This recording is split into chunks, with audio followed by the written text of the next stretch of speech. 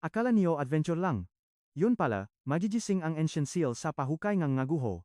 Gege na, naging mitsato ay katapusan ng mundo, lots. Kumalat agad ang parang blood chola na pulang hamok sa siyudad. Ang manakalanghap, nababalif at nadedball agad.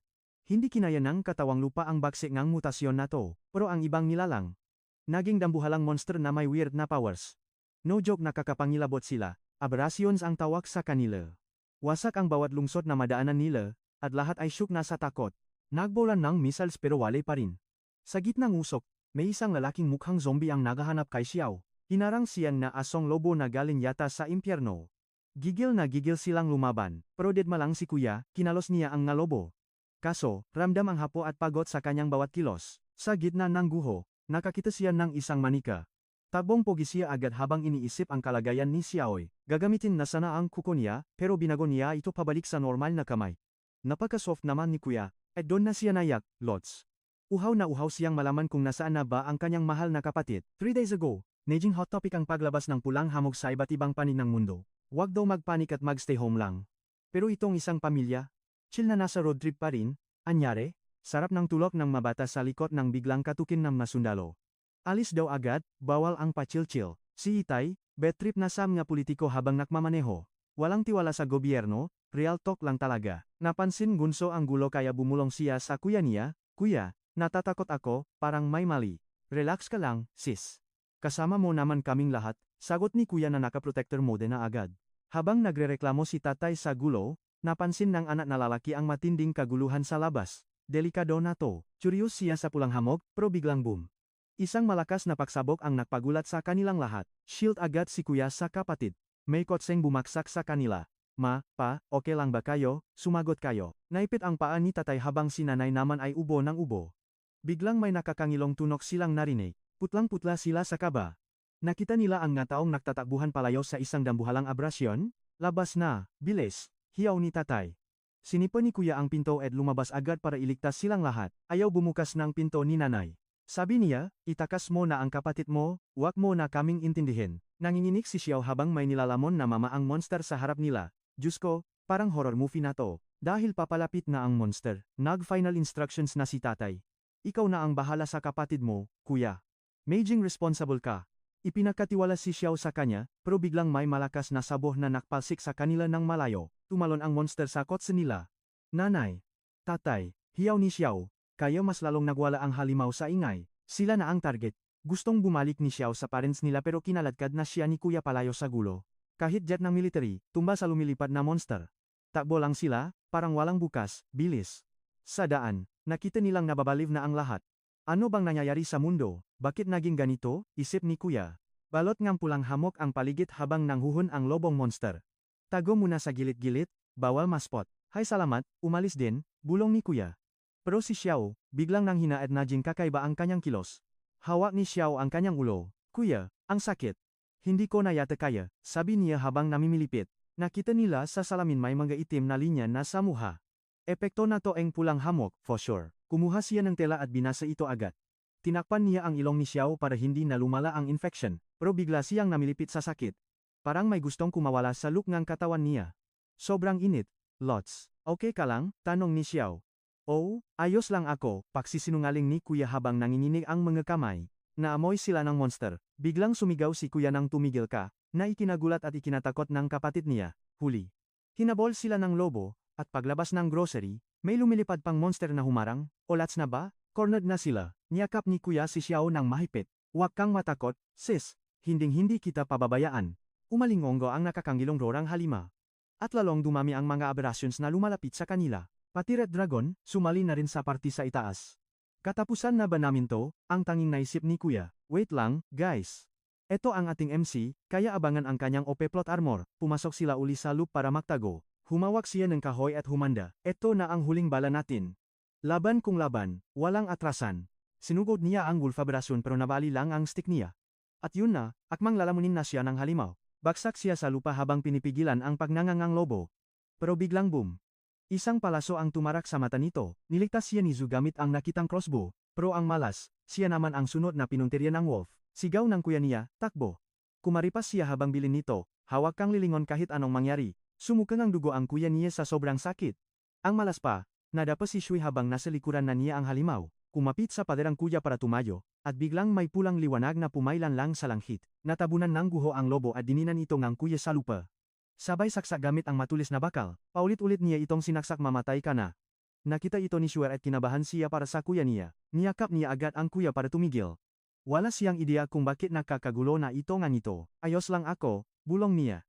Kasabay nito, naalala ng kuya ang huling habilin ng mga magulang nila, tumakas kayo. Ipinakatiwala si Shuer sa kanya habang ang tatay naman ang bahala sa nanay nila. Alagaan mo si Shu, mabuhay kayo. Nagising siya sa tawag ni Shu. Dun lang bumalik ang wisyo niya habang yakap-yakap siya ng kapatid niya. Sorry na pinag-alala siya, okay ka na?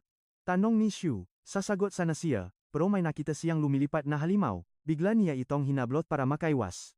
At ang halimaw na lumilipat, sila na ngayon ang napansin. Swak na hataw gamit ang bakal. Tumalsik ang ibon at napalayo sa lakas ng buwelo niya. Tago, utos niya. Kinabahan ang bata, pero kailangang ilayo ng kuya ang dambuhalang ibon na yun sa kanila. Ayaw siyang paalisin ni Jui. Takot siyang mawala na naman sa sarili ang kanyang kuya. Huwag kang mag-alala, hindi na maulit. Pinahintay muna niya ang kapatid at nangakong babalik agad siya. Pangako, babalik ako ng buhay. Matapos ang pangakong yun, lumabas na siya para harapin ang panganib. Feeling niya, lalo siyang lumalakas kapag sinisipsip ang pulang energi nga halimaw. Siguradong jackpot ang makukuha niya sa ibon. Kapag napatumba niya ito, makakaroon siyang sapat na power para protektahan ang kanyang pamilya. Mamatay ka na, sigaw niya. Pero imbes na ang ibon, ang ngalobo ang sumugot. Mukhang minamaliit lang siya, bagbakan na. Hinataw niya ang ngalobo, pero mapanlin lang ang nga ito sabay-sabay silang umatake para itumba siya.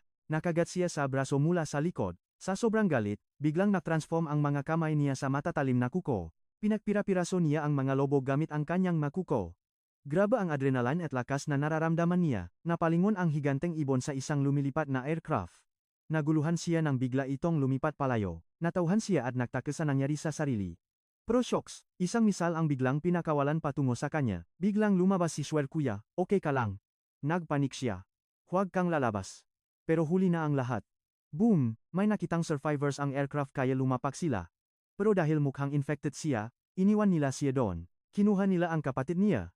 Kahit malabo na ang paningin, kitang-kita niyang isinasakay si Shu sa loop nga aircraft. Mabilis silang umalis bago pa bumalik ang halimaw.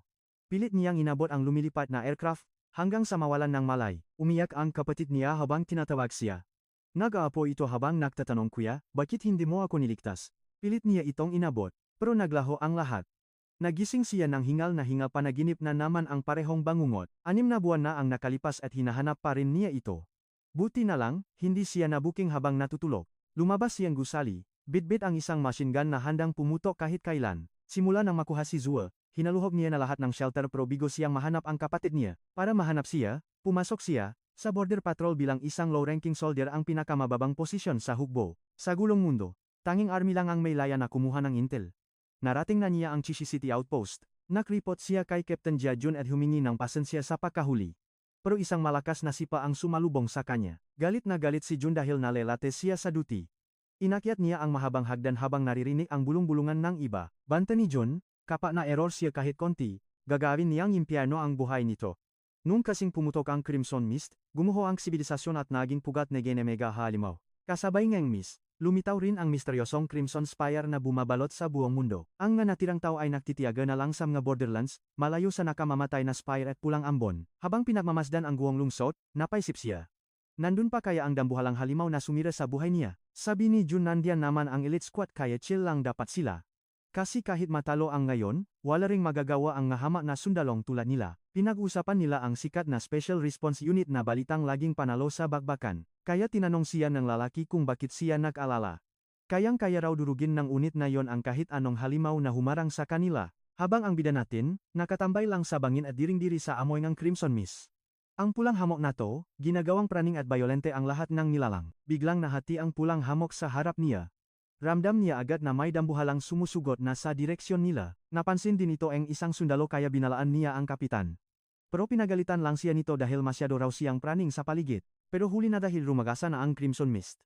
Maging ang Special Response Unit ay kumaripas na rin ng takbo palayo sa panganib. Naguluhan sila sa nangyayari. Pero sinigawan lang sila ng mga elite soldiers na maksiatras na agad bago pa sila abutan. Nagutos na ang kapitan na umatras ang lahat.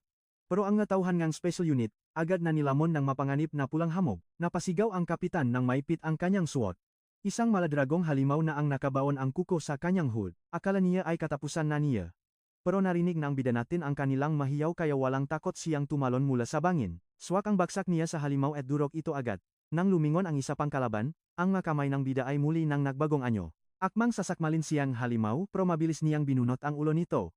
Sabay higop kang misteryosong pulang enerhiya mula sa bangkay nito. Pagkatapos ang pagsipsip na yon, naramdaman niyang lumakas siya lalo. Nacuryos siya kung anong mangyayari kapag marami pa siyang napatay at nahigop. Pinalibutan siya ng 6 na halimaw kaya lalo siyang gaganahan sana. Pero bago pa siya makagalaw, tinamaan na ang nga ito ng malakas na laser energy. Napaisip siya kung sino ang nanginyalam sa laban niya. Isang babaeng kulay pilak ang buhok ang nagulat nang makita siya doon. Siya pala ang leader ng Blazing Blood na si Captain Song Rui. Alam agad ng bida na galing ito sa kinatatakutang Special Response Unit. Delikado ang sitwasyon niya kaya kailangan niyang magbalik tao agad. Nagutos si Rui sa kanyang unit na ubusin lahat at walang ititira na buhay. Itinaas niya ang kanyang kakamay at nakiusap na huvak barilin. Nakpakilala siya bilang si Private Yan Hao na kabilang lang sa patrol team. Pagpatak ng 2:00, nagpaputok ang nga sundalo. Ang target nila ay ang halimaw sa likuran niya na agad namang napatay na special unit. Lumapit si Rui sa kanya at hinanap ang kanyang armas.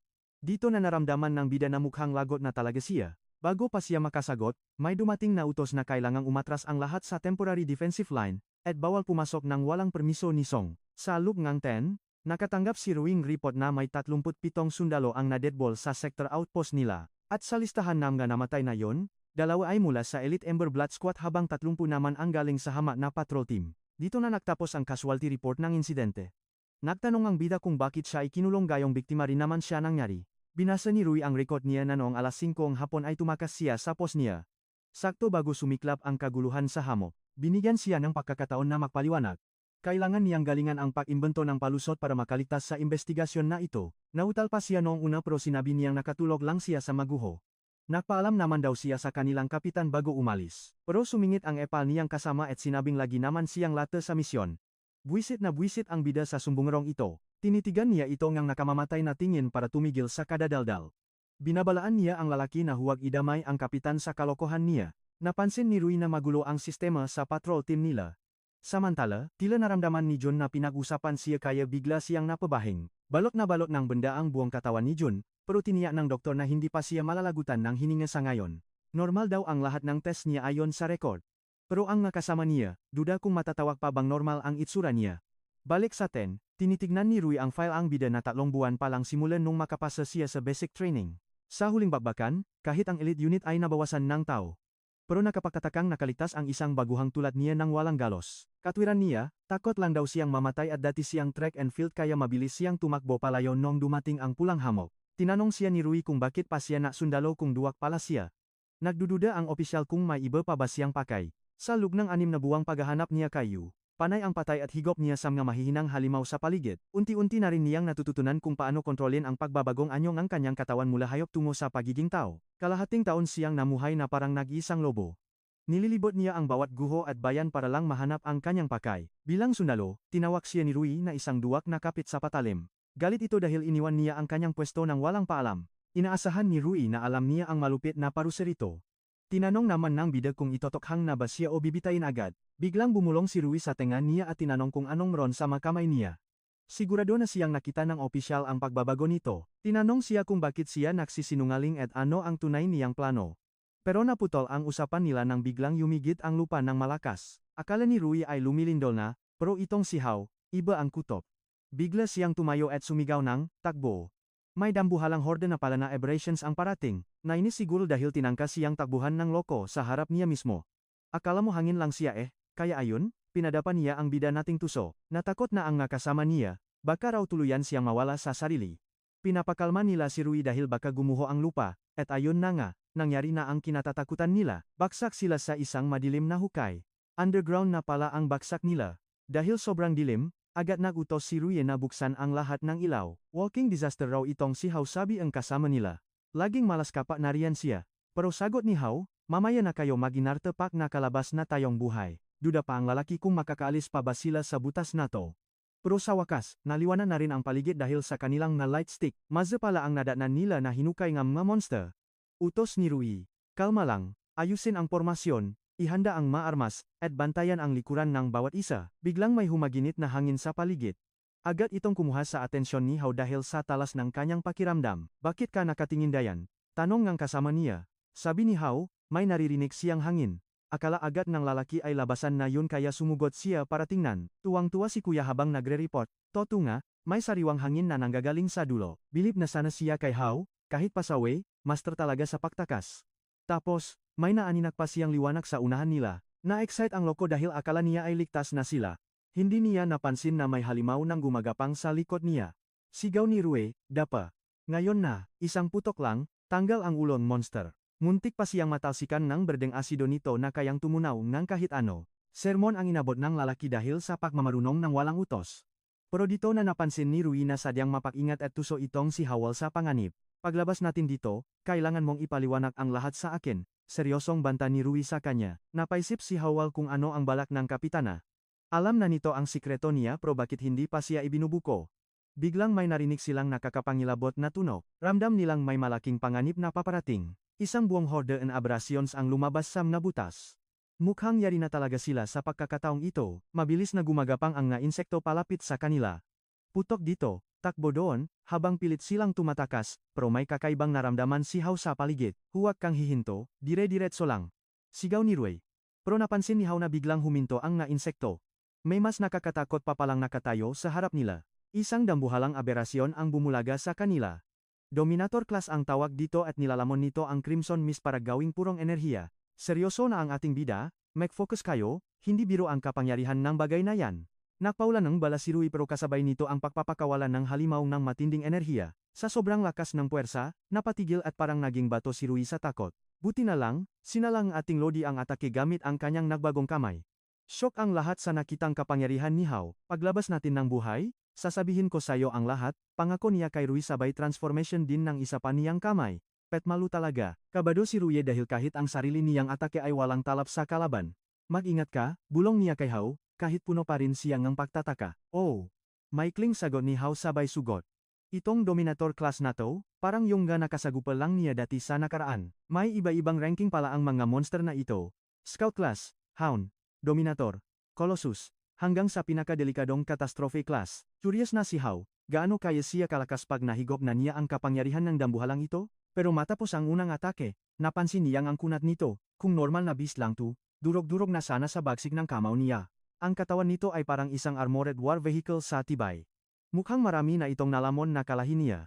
Inatake siya nito, pero mabilis na nakailak ang ating bida. Masyadong mabagal, asar pa ni Hao. Mukhang lahat ng upgrade nito ay napunta lang sa depensa, kaya para lang itong isang malaking punching bag na gumagalaw. Habang abala ang bida, sabay na napaulan ng bala ang dalawa pang sundalo sa higanteng halimaw. Hindi sila makapaniwala sa nakikita nila. Ang lalaking dati ay laging nauna sa takbuhan at takot mamatay. Sino ba talaga itong si Yan Hao? Paliwanag ni Rui. Isa raw siyang experimental subject na lihim na binuo ng special unit government para pumatay ng mga alien beasts. Gulat na gulat ang mga kasama nila. Yung lalaking inabot ng 3 months bago nakapasa sa basic training, ganito pala ka-overpowered? Ang duwag na laging mabilis tumakas pag may gulo, siya pala ang ultimate anti-beast weapon na itinatago ng gobyerno? Tinanong nila si Rui kung alam na ba niya ito dati pa. Ngayon ko lang napatunayan nung sinalak niya ang atake para sa akin kanina, sagot ng kapitana. Natahimik ang isa pang lalaki. Siya si Lin Yongji, ang deputy officer ng Crimson Blood Expedition Squad. Mukhang may malalim siyang inisip. Duda siya kung totoo may ganitong eksperimentang special unit. O baka naman may itinatagong milagro ang kapitana nilang si Rui. Paliwanag pa ni Rui, nakatakas daw si Hao sa laboratorio at hindi nila inasahang makakalusot ito hanggang sa border patrol. Ibig bang sabihin, ang huling Crimson Mist outbreak ay dahil sa kanya? Tanong ang lalaki habang pilit na kinukuha ang katotohanan. Hindi natin pwedeng balewalain yun, kaya kailangan ko siyang imbestigahan ng maigi, sagot ni Rui para hindi sila maginala. Top secret ang impormasyong ito, kaya huwag na huwag mong ipagkakalat kahit kanino. Banta ni Rui sa patrol soldier. Naintindihan mo ba? Opo, sagot ng sundalo. Biglang nag-ipon muli ng enerhiya ang monster sa bibig nito at naglabas ng isang nakakasilaw na condensed energy orb. Lagot na, sigaw ni Hao sa tatlo, iwas. Ngayon na, sumabog ang lupa sa tindi ng impact, pero buti na lang at nakatalon si Rui sa tamang oras. Gulat yung patrolman na buhay pa siya. Sinagip siya ni Yongji sa muntikang Matsugi kanina, kitang-kitang patrolman na wasa ang binti niya. Pero sabi ni Yongji, relax lang, di siya dedo. Di siya makapaniwala na ang isang special ops lodi ay magliligtas ng hamak na sundalo lang. Sabi ni Yongshi, binti lang yang kapalit na gabuhay. Pero worried ang patrolman sa misyon at sa pagkapilay. nilinaw niya na di siya naging sundalo para lang pumatay ng gabwisit na bias na yan. Nandito siya para protektahan ang lahat. Shield ngang sangkatauhan, di siya nang iwan, gets? Nga ang patrolman. Samantala, talsik si Howell sa halimaw habang paubos na ang Crimson Mist energy niya. Di na niya kaya ang arm transformation. Dominator class steel shield formbag pa naman ang kalaban. Ngayon alam na niyang sakit sa ulo ang Dominator class na to. Grabe ang ungol ng bag. Target si How, pero sinargo ni Ruye sa gilid. Sigaw ni Ruye, bawal pang Matsugi. No, marami pa siyang dapat i-explain. Pero tinawanan lang sila ang pesteng Dominator bag. Napansin ni Ruye ang Crimson Mist na lumalabas mula sa kwebang yun. Dahil sa mga tunnel, mabilis nakaka-replenish ng energy ang bug. Unfair, di ba? Naghihilom na ang nasugat nito. Pag dinatigil, babalik to sa peak state niya, paka na pala ng bugang eruption sa outpost. Sabi ni Rui takas na? Pero ayaw ni Howell. Gusto niya itong tulyukan. Dahil sa ret miss, parang full charged din si Howell. Ito na ang chance habang di makagalaw ang kalaban. Pero pag sablay, diretso sementeryo na siya. Sanay na siya sa impyerno, isa pa. No problem. Game na rin si Rui sa last chance. Ayaw all out ni Rui ang power para basagin ang head armor. Sabay tapos ni Howell sa brain. Ito lang ang way para manalo. Open feed si Rui habang sumukot si Howell sa monster. Basa ang head armor kay Rui. Sinundan to ni Howell ng matitinding combo sa ulo. Lumabas ang malapot na berdeng fluid sa katawan nito. Sukses kaya? Bagsak si How sa lupa. Agad siyang nilapitan ni Rui. Tanong ni Rui kung okay lang siya. May nahulog na foto, pero di niya napansin ang kristal. Bumaon ang kristal sa palat niya. Sa isip niya, shock siya nang makita ang sariling nagwawala. Naging ganap na beast na nga siya. Lito siya. Life flashing batu. May glowing DNA pa sa paningin niya. Nakagalaw na siya. May kristal sa loob ng dibdib niya. Parang energy body ito. Paano to napunta sa dibdib niya hawak lang niya kanina? Inabsorb nito ang Crimson Mist. Hindi lang yun, inistore pa nito ang energy. Kahit mag-evolve, di na siya takot mawalan ng kontrol sa sarili. Insurance to para sa katinuan niya. Safe na ang Crimson Mist sa katawan niya. Ngayon, pwedeng-pwede na siyang magpalakas ng walang alinlangan. Kill count? Wala nang paki dun, dismayado lang siya na may limitang capacity NG kristal. Baka sumabog pag sumobra. Naalala niya, ubusan Crimson Mist ang huling pasabog ng bag. Habang tinitipon niya ang mist, nakahiga na ang katawan niya sa hospital bed. Umusok ang Crimson Fog mula sa dibdib niya. Gising na siya at naipon ng fog. Pagpasok ni Ruye, panic mode siya. Pero sigaw ni How, tabi diyan, bakit tamaan ka? Biglang sumabog ang energy palabas. 5 minutes ago. Nireport ng patrolman ang binti ni Yongji. Sundalo siya at handa rito. Wag sisihin ang sarili, okay? Pagpasok ni Rui sa room, usisa si Yongji tungkol sa special unit test subjects. Top secret 2. Mag-focus sa pagaling, wag madaming tanong. At saka, pinapatransfer na siya sa logistics department sa headquarters para makapagpahinga ng mayos. Isusumbong daw niya ang lahat sa tatay nito. Si Chief of Staff Song Lian, akala niya makakalusot siya. Gigil si Madam. Pinapalala kung sino ang boss. Boom. Grounded. No phone, no internet. House arrest ang lolo niyo. Sugod agad si Captain sa Ward 314 para resbakan si How. Pagdating sa kwarto, bantay sarado ang pinto. Walang papasok kundi yari kayo sa kaniya. Understood? Pagbukas ng pinto, leking gulat ni How. May namumong power sa kamay niya, huli sa akto. Anong drama yan? Tanong ni Madam. Pero sigaw ni How, tabi. Sabo ang energy, hindi na makontrol. Ilak si Captain. Pero yung gat sa labas, talsik sa lakas and shockwave. Grabe ang bagsak. Wasa ang tatlong building. Hating kapatid ang huli. Mula sa bintana, kitang-kita ni Yongji ang butas. Si How ba talaga gumawa nun? Hanggang kailan kaya ito itatago ni Rui? Grabe ang tension. Nanginginig ang patrolman sa takot. Bakit ako pa ang malas? Sabi niya. Kawawa naman ang person. Help! Ayaw pa niya mamatay. Pero si Rui, napansin ang teknik galaw ito ng monster nuna. Bakit kaya niya gamit ang monster power ng walang armor? Hoy How, dami mong kailangang i-explain. Sa rooftop ng ospital ang usapan. Serious talk na ito. Guys, no filters allowed. Shocking. Bukod sa paggay ng Beast Core, nakukopi pa niya ang skills ng mga monsters. OP match. Plus, kayang mag-imbak ng Crimson Mist at mag-auto-repair ang mga crystals niya. Cheat mode na ba ito? Napangiti si Madam. Dami mo palang pakulo ha, sabi niya. Interesado na talaga siya sa kaniya. Pero worried si How. Tao pa ba siya o nagiging monster na rin?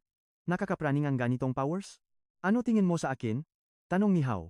One of kind ka, sagot ni Rui. Depende sa paggamit mo yan. Dangerous pero powerful weapon siya. Kaya ito na, choice is yours. Maging bida o ituturing na salot, join Blazing Blood as a reserve soldier o ituturing na threat at buburahin sa mundo. Choose wisely. Anong elimination? Tanong ni How. Mukhang kinakabahan na ang bida natin sa banta ni Captain. Aminado siyang di pa nila kaya, pero wag masyadong mayabang. Di mo kaya ang buong special unit mag-isa, sabay budol. May status ka na, may intel ka pa. Dami mong makukuhang perks dito sa squad ko, kasama na ang resources. At siya pa ang sasalo sa lahat ng gulo mo. San ka pa? Natatawa si Hao. Grabe ang tiwala ni Madam sa isang delikadong estranghero na gaya niya, matalino si Hao. Alam niyang may kapalit ang lahat ng ito. Matalino ka rin pala, sabi ni Rui. Kailangan kita, pag-amin ni Rui. Hindi sila magkaaway, business partners lang ang peg nila. Ganun. Isipin mo na lang na transaksyon ito. Sabay labas ng picture niya kasama ang kapatid niya. Gulat siya eh. Huwag mo akong mamalitin. Sisilang sa kaniya ang maghalukay ng pas ng kahit sino, ginalit mo kasi. Pag sumali ka sa Blazing Blood, lahat ng resources namin ay gagamitin natin para sa iyo. Mahahanap natin ang kapatid mo gamit ang intelligence network. Alam ni Hao na hindi niya kaya mag-isa. Mas mataas na rank at status sa military ang naghihintay sa iyo. Big shot na ang lolo niyo. Mas madali na ang pag-iimbestiga kahit saan. No higpit belt. Mas malawak ang mararating mo. Deal. Pro request ni Hao. Dagdag sahod naman diyan.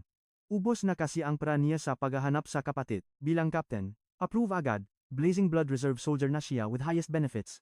Sana all may sahod, layas na at asikasuhin ang paperwork. Utos ni Madam. Galit-galitan pero charing si Captain. Takbo agad si Hao para sa transfer. Pero teka, may pahabol pa si Captain bago siya makaalis. Yung binasag mong hospital? Bawas yan sa sahod mo. Sakit sa bulsa, bes. Charge to experience. Pursigido si Rui na iligtas ang ungkal niya. Si Hao naman, iyak tawa dahil sa laki ang bawas sahod. Feel ni Rao, si Hao ang susi para ibalik ang memha monster sa pakikingtaw. Hope is real, after a few days, pati pala yung isang guard, lilipat din sa Special Response Unit. Small world, bonggang flexing ang patrolman. Favorite daw siya nina Captain at Deputy Yongji. We? Di nga, logistics lang naman siya pero feeling close.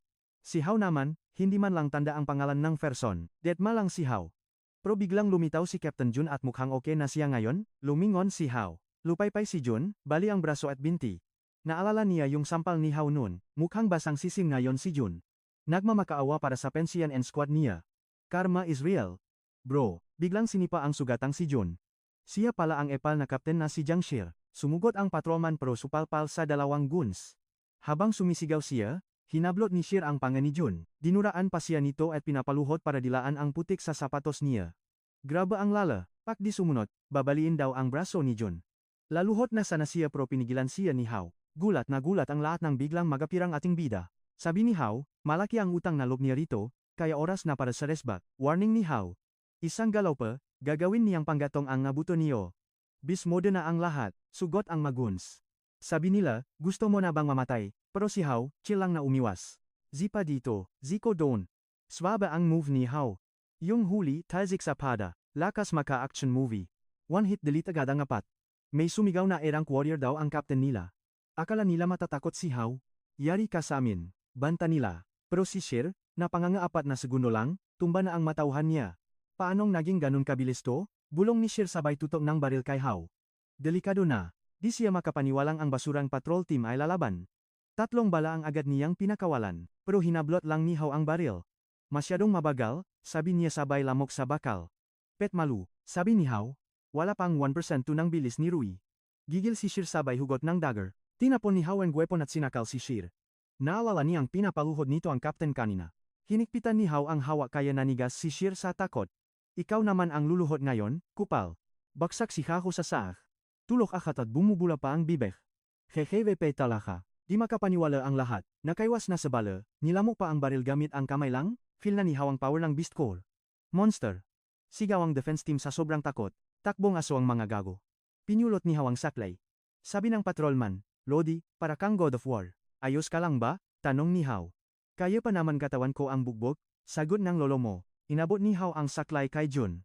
Todo pasalamat si Jun pero sabi ni Hao, wala yun, pamilya tayo. Protektahan siya ang tanging magagaw ni Hao. Pero kabo pa rin si Jun bakaresbakan sila and defense team. Huwag kang mag-alala, part na kami ng Special Response Unit, sabi ng patrolman. Safe na tayo, Paps. Di na sila gagalawin ng defense team. Kinagabihan, sa base ng Special Response Unit. Tanong ni Rui, tapos na bang paperworks? Dun na, ma'am. Sagot naman ni Hao. Good news. Approve na ang application ni Hao sa headquarters. Official na ba ang ating bida? Ang bilis bilip na sabi ni Hao. Official member na ba ako niyan? Easy ka lang, simula pa lang to, sagot ni Rui. kailangan muna niyang pumunta sa Huchen para sa assessment. Sure si Rui na kayang-kaya ni Hao ang assessment sa lakas ba naman niya. Sisiw lang yan, kumpiyansa si Hao na makakagawa siya ng bagong record sa Hucheng. Abangan niyo ang loading niyo, on the way na ang armored vehicle, sabi ni Rui. Ang Hucheng ang kapital ng mga special units. Nandun din ang Blazing Blood HQ. Minimum requirement?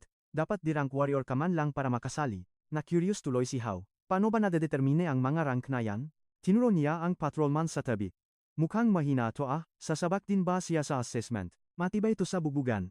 Biro ang patrolman. Pro logistics team lang pala siya, di pang bagbakan. Sabi Yenge patrolman, kasabay din naman silang gumalabang kaya wag siyang mamalitin. Malay mo, kailanganin mo rin ang tulong ko balang araw, hirit pa niya kay Hao. Habang nasa biyahe nag-share ng intel si Rui. Ang mga may special abilities daw ay tinatawag na warriors. May 6 na ranks ang combat power ng isang warrior. Handa na ba kayo sa listahan? Mula rank hanggang E. Physical strength at stamina ang basehan sa HQ rating system. Pagdating naman sa mga abrasyon, may level din sila mula pinakamahina hanggang pinakamalakas. Scout, Hound, Overlord, Behemoth, at ang pinakadelikado sa lahat, ang Calamity class. Kayang itumbang ang irang ang Scout class. Pero ang Hound class, dirang na ang katapat niyan. Sa mundo natin, pang-Overlord class lang ang mga C at B rank warriors. Pero kung Behemoth na ang usapan, E-rank na dapat yan. At tanging S-rank lang ang pwedeng itapat sa Calamity class aberrations. Pero teka, hindi lang basta rank yan dahil nakadepende rin ang lakas sa affinity mo sa isang Beast Core. Curious naman itong si Hao kaya nagtanong agad tungkol sa Beast Core affinity na yan. Paliwanag ni Girl, sa panahong ito, yung mga aberrations lang na galing sa Crimson Mist ang may special abilities. Ang nga, tao naman, kailangan munas makatune sa Beast Core ng halimaw para makapower sa pamamagitan ng Beast Core armament, kaya naman pati physical condition, talent, at swerte. Damay lahat sa pagdetermine ng Beast Core affinity mo. Mas mataas ang affinity, mas malupit at mas madaming abilities ang pwede mong ma-awaken. Kapag bano ka at hindi na-match sa core, hanggang irang ka na lang forever. Sakto namang huminto ang truck ng militar. May humarang na city defense team at sinabing sarado raw ang daan dahil sa traffic. Modus lang ba to o detour talaga?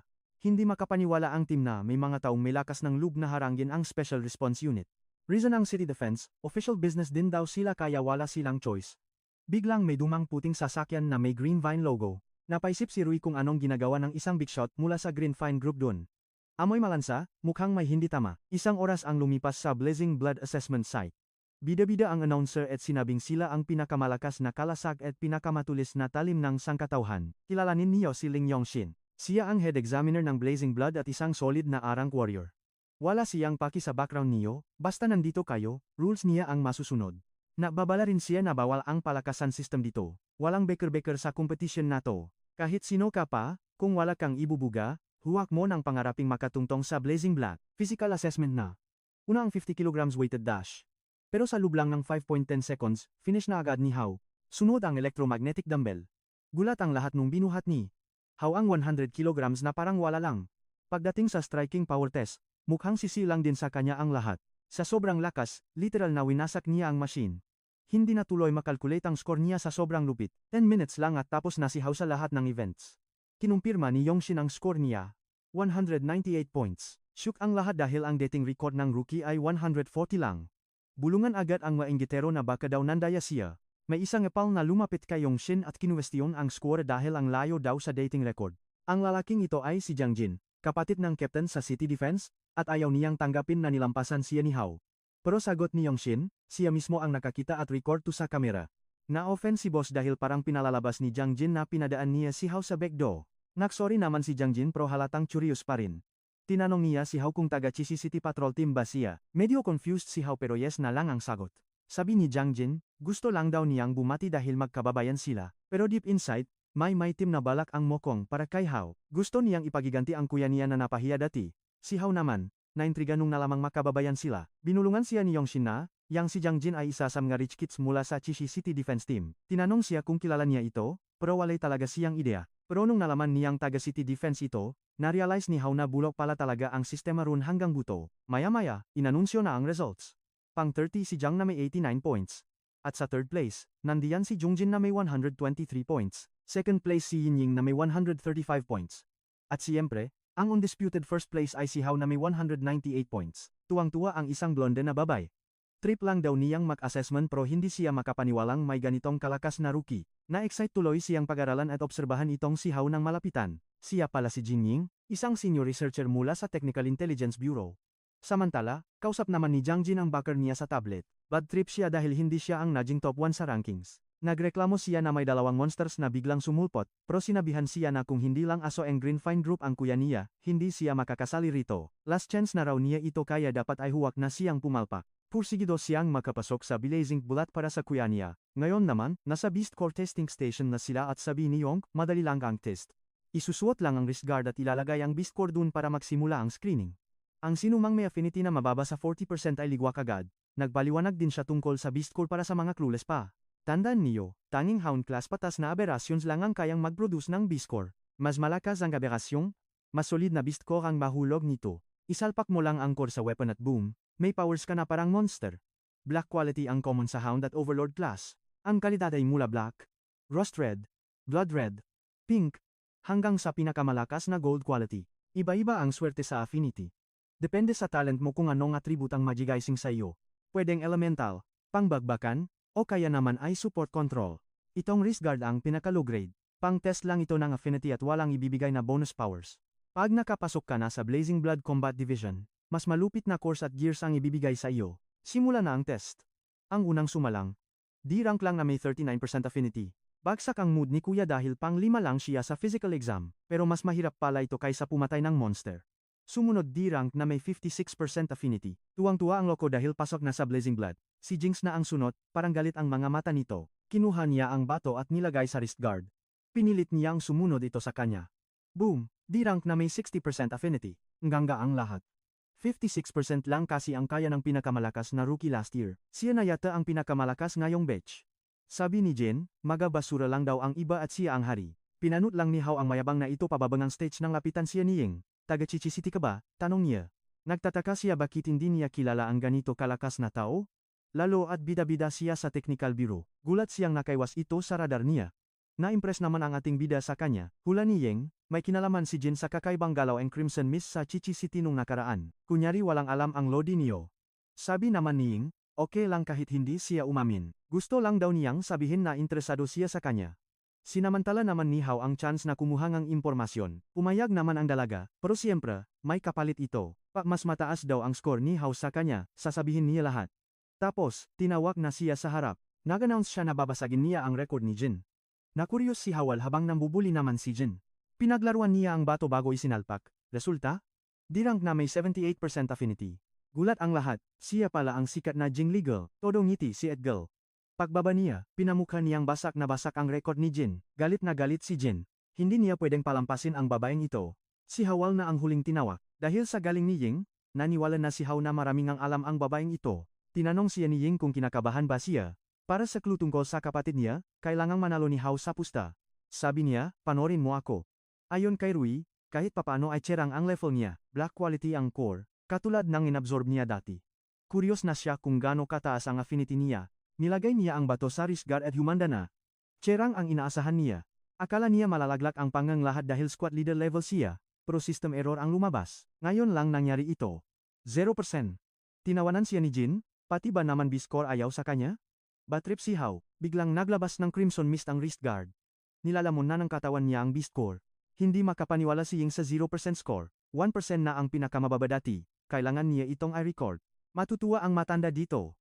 Ngiting demonyo naman si Jin at isinumbong na ninakaw daw ni Hawal ang core. Agad na inutusan ni Yongshin si Hao na itaas ang kamay para makita ang wrist guard. Nawala ang bato. Nasaan na? Tanong ng officer. Sabi naman ni Hao, malay ko ba kung nasaan? Delikado ito, baka gawin siyang lab rat. Kailangan niyang mag-invento ang dahilan. Sumugal siya. Kunyari ay ability lang ito ng core. Pinakita niya ang kanyang claw-like hands. Gulat ang lolo mong Jin. Ano yun? Biglang naglabas ng arma si Yongshin at nag-alerto sa lahat ng unit. Paatrasin ang lahat. Pero itong si Ying, tuwang-tuwa nang makakita ng bestialization. Akala ni Jin infected na naman siya. Sabi ni Yongshin, lumayo kayo. Tatapusin na raw niya ito agad. Tinawa ni Ying si Hao. Ano, sagot ng bida. Nagulat si Yongshin na hindi pa pala siya nawawala sa sarili. Deadma lang na sumagot si Hao, bigla na lang daw bumawan yung B-score sa kanya, at ayun na. Buti na lang hindi nagamok si Ying. Mukhang transformation ability ang nakuha niya rito. Grabe ang hype ni Ying dahil first time too. Sabi naman ni Yongshin. Jackpot daw sila. Rare ability to. Sino ba talaga si Ying at bakit parang alam niya lahat ng sikreto? Ngiting tagumpay ang Lodi niyo, siya lang naman daw ang nakakaalam ng lahat. Malupit pala to. Senior researcher sa Technical Intelligence Bureau at blazing candidate pa. Tatay lang naman niya si Major General Hinan Chang, ang big boss ng tech department. Bismode si Ying dahil nabisto ang sikreto niya, tinanong na lang ni Yongshin kung paano ibibigay ang core. Lagot na, ayaw nang humiwalay ng Biscore sa katawan ni Hao, parang linta. Nadinig to ni Jun, kailangang mareport agad ang sitwasyon sa Mamga taga Greenvine. Perfect test subject si Hao, kaya sinalang na agad siya sa radiology room para maskan. Gulat ang mga researcher, fuse na ang core sa katawan niya at hindi na matatanggal. Ano sa tingin mo Director Jean? Sabi niya, aba, worth it tong research. Amoy maraming sikreto, Deputy Director pala si Major General Jean Ancheng ng Bureau. May dalawang lodi na pumasok, inusisa agad ang background at sitwasyon nung bata. Itutuloy pa ba ang rules? Kung compatibility ay less than 40% lang? Si Song Leon, ang astig na Lieutenant General at Chief ng Special Response Unit. Huwag na raw magmisteryas, ilabas na ang toto tungkol sa testing equipment ng Greenvine. 0% lang dapat to, pero gigil na si Ying na malaman ang pasabog. Anyari kay Hao? Sira ang machine. Lumampas sa limit ang compatibility niya. Unprecedented to, over 100%? Pinatawag agad ni Leon si Yongshin para sumama sa kanya, habang nasa loob ng machine. Napansin ni Hao na naging red ang black core niya, napaisip siya, baka dahil to sa naabsorb niyang maliit na best core kanina. Dati, nanakaw niya ang ability ng Overlord class at na-activate ang crystal core niya. Ngayon, lumakas lang ang core niya, naging kulay kalawang na pula na ito. Tumas ang storage capacity.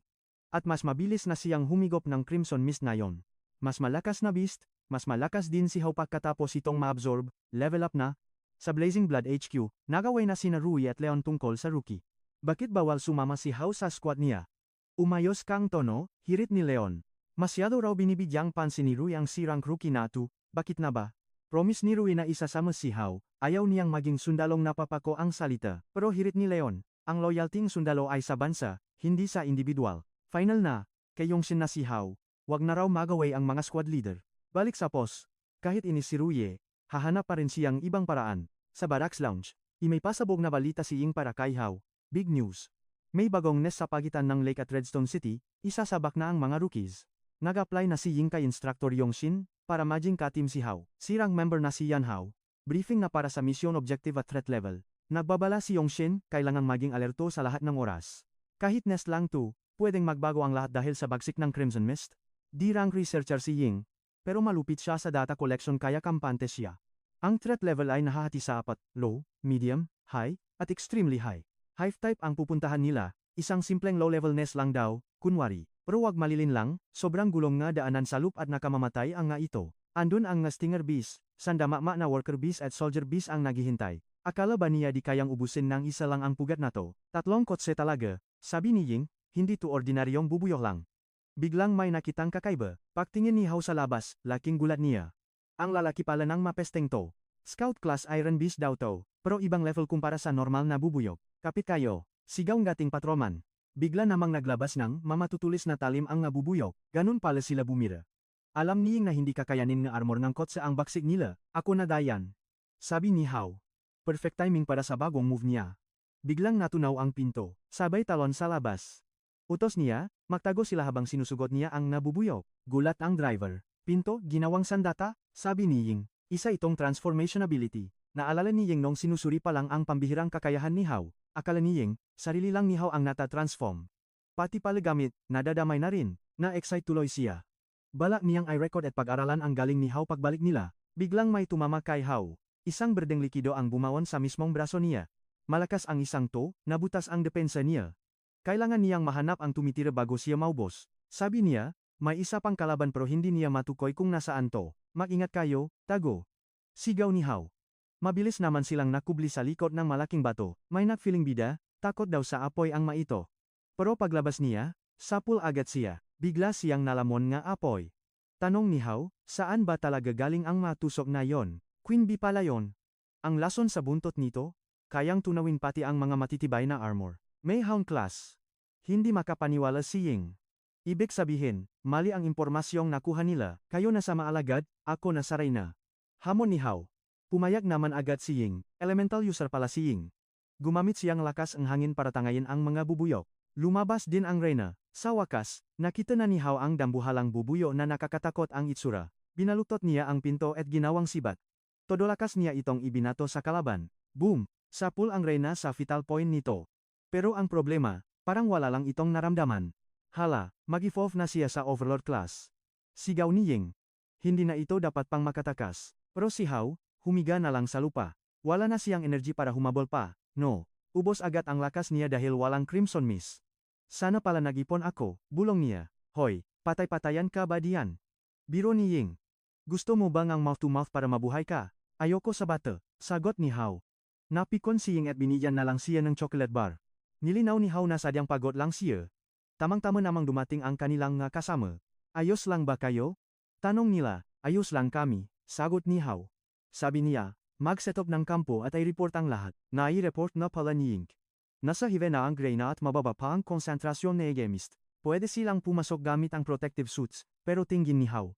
Mas mabuting maghintay ng backup, pero para kay Ying, ito na ang sansa dahil sugatan ang Reyna. Tapusin na natin to. At saka, tumas na rin sa high-medium level ang threat ng pugad na ito. Kapag nagtagumpay sila, siguradong ulan ng rewards dahil sa pagtapos ng high-rank mission. Samantala sa Haikyuu, inamin ni Leon na nakakagulo ang mga opisyal tungkol sa kaso ni Hao. May mga gustong gawin siyang isang elite na tsombatan dahil sa pambihirang lakas niya, pero may mga baliw na scientist na gustong gawin siyang eksperiment. Bantayan mo siya, espesyal ang bata, biglang may dumating na urgent na balita, sagutin mo yan bilis. Utos ni Leon, nagbago ang threat level patungong high. At ang masama pa, pumasok na raw sa loop si Ying. Ano? Hindi makapaniwala si Leon. Maingat si Ying kaya siguradong may kakaibang nangyayari doon, magpadala agad ng Blazing Blood Unity. Sigaw niya. Kailangan nila ng backup sa lalong madaling panahon. Sugod na si Rui at ang buong tropa. Ligtas dapat sina Ying at Hao habang winawasak ang pugat. Biglang pumasok si Yongji. Akala ni Yongshin nasa ospital pa siya. Pero pinasundan pala ni Leon si Rui. Wala bang problema? Tanong niya. Report agad si Yongji kay Rui para maging alalay. Napagtanto ni Yongshin na si Leon pala ang nagawa ng paraan nun pa. Para sa anak niya ito, kahit di niya gets bakit interesado siya. Samantala, nasa pugat na sina Ha at Ying. Sila lang ang may protective suits laban sa Crimson Mist. Sana all smooth ang laban. Mukhang okay pa ang readings, pero kapag nag-evolve ang Queen Bee, good game na talaga. May naramdaman si Hao. Tigil, sabi niya. Boom, lumitaw ang mutated Queen Bee. Overlord class na yata ang Lodi niyo. Hindi makapaniwala si Ying. Paanong nag-evolve agad ito sa konting miss lang? At hindi lang iyan, dahil pati ang ibang mga bubuyog, nag-level up na rin. Sobra nasa warning level ang hamok, bakit hindi nag-warning ang analyzer? Biglang napaluhod at napaubos si Ying. Sabotahe. May hinalaw sa protective suits nila para humina ang depensa laban sa mist. May traitor sa Blazing Blood. Lalo pang kumakapal ang pulang hamog sa palihid. Takbo na.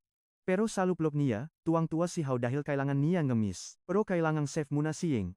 Hindi siya makakalaban ng todo kung may inaalala. Harang ang malaking bato. Pinatako niya si Ying sa ligtas at preskong pwesto. Kakayanin mo muna diyan, beh, tawag sa headquarters. Maghanda ng backup suits habang nililibang ko ang mga halimaw. Update mo ako sa data bago ka umalis, sabi ni Ying sa kanya. Bumalik ka, kundi hahabulin kita hanggang imperno. Promise, babalik ako, sagot ni Hao. Nakita na siya na Reyna, one-on-one laban sa Overlord Queen Bey at sa alahat nitong bakaw. Buti na lang may sapat na siyang lakas para protektahan ang mahal niya. Gayang pangako niya kay Shuer, bawal sumablay ngayon. Sugot ang mga bubuyok. Isang shot na lang ang natitirang energy. Focus lang. Kailangang tumama ito. Sabog, Crimson Condensation Blast. Kitang-kita ang pagsabog hanggang labas ng pugad. Yari ba? Pero pahupang ang usok, buhay pa ang nabubuyok. Walang gas-gas. Grabe, hindi makapaniwala si Hao. Samantala, laking gulat ni Ying sa sabotahe sa analyzer. Inayos niya ito at boom. Sobra-sobra na pala ang Crimson Mist sa paligid. Double na ang level sa dapat. Biglang may humagupit na malakas na hangin. May sumabog sa labas. Mukhang tagilid na ang sitwasyon nila, lalo pang kumapal ang fog dahil sa pagsabog. Bad trip talaga, dahil sa mist, nag-evolve agad ang mga halima. Mula Scout, Naging Hound class na. Sugot kay Hao. Parami sila ng parami at lalong lumalakas. Kahit may mist, hindi na kaya ng replenishment niya ang pagod. Madadry na siya. Nag-alala na si Ying. Teka, may corrosion na sa leg ni Hao. Damay pala pati suit ni Hao. Sabotahe malala. Patas pa rin ang readings. Mawawala siya sa sarili. Kailangang palamigin ang paligid ni Hao muna. Wind pressure blast. Boom! Naguluhan si Hao nang mawala ang mist sa paligid niya. Buisit, naputol ang energy supply niya. Banat ang mga bubuyog ng green stings. Sinalak niya ito. Pero teka, nakakaparalyze pala ang maturok na ito. May magaturok pa sa likod, hindi na siya makakaila pa. Biglang may dumating. Sinalag ang lahat gamit ang katawan. Si Yongji ito. Ang strength type na Lodi, isang overlord pangalan lang naman ang source ng Biscorn niya, diba? Sigaw niya, focus lang dahil di pa tapos ang laban. Surrounded na sila, pero biglang slash. Laser attacks everywhere. Si Rui pala yun. Sirang elemental na maraming baong tricks gaya ng electromagnetism, railgun, at pati hacking. Isang behemoth class E lang naman ang pinagmulan nege lakas niya. Tanong ni Hao, anong gawa niya rito? Support daw galing sa headquarters, Lodi. Sugot na. Utos niya sa lahat para ubusin ang pesteng insekto. Arat na, squad. Team A, suno sa harap. Team B, apoy sa midrange. Walang kawala ang bugs. Paatras muna sina Yongji at Ha para mag-recover. Pero teka, target na sila ang Queen Bee. Warning agad ang manakakita, pero sigaw ni Rui, takbo. Wag na kayong lilingon, overlord class pala ang Reyna. No choice si Rui kundi ilabas ang ultimate niya. Ang electromagnetic annihilation. High voltage electric field ito nawawasak at lulumpo sa lahat ng mahahagip sa rangge. Grabe to. Boom! Sa pula ang Queen Bee. Intel check. Patakas na sana ito paitaas pero huli sa lodi natin. Pero dahil paralisado na kay Rui, wala na itong takas kahit saan pa magpunta. Ubusin lahat para sa rescue. Di makapaniwala si Hao sa sobrang anggas at lakas ni Rui. Todo flex naman si Yang Ji habang nakikwento tungkol sa nangyari sa Redstone City noon. Wala pa sa full power si Rui niyan wala kasing gear at suit. Hinahanap niya si Ying. Turo ni Hao sa location niya. Hirit ni Ying 10 minutes pa at bangkay na ang kukunin niyo. Libre mo ko pagbalik ho? Utang na loob mo rin to sa huling paglitas ko sa'yo, no? First mission, check. Ligdas na ang mga sugatan. Ano na ang next move natin, boss? Mission. Ubusin ang swarm at burahin ang bantaang business. Gina sila, sinamantala ni Hao na mag-charge at mag-replenish ng kaniyang Crimson Mist energy. Di tumalap ang unang blast sa Queen Bee kaya kailangang ulitin, biglang. May kakaibang ingay. Kabayan? Hinigop ng Reyna lahat ng Mist sa nest. Level up na naman ba? Delikado to, mukhang lalakas pa. Babala ng reader. Malapit na itong breakthrough sa level 4. Lagot na talaga.